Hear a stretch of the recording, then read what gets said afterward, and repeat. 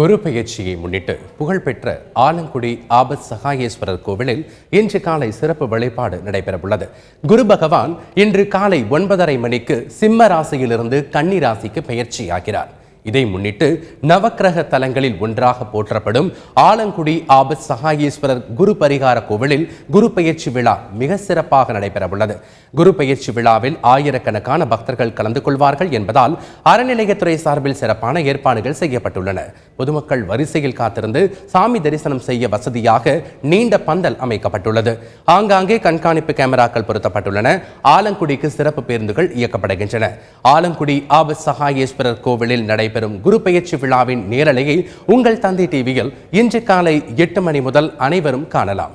அதில் பிரபல ஜோதிடர் செல்வி பங்கு பெற்று நேயர்களின் ராசி பலன் குறித்த கேள்விகளுக்கு பதிலளிக்க இருக்கிறார்.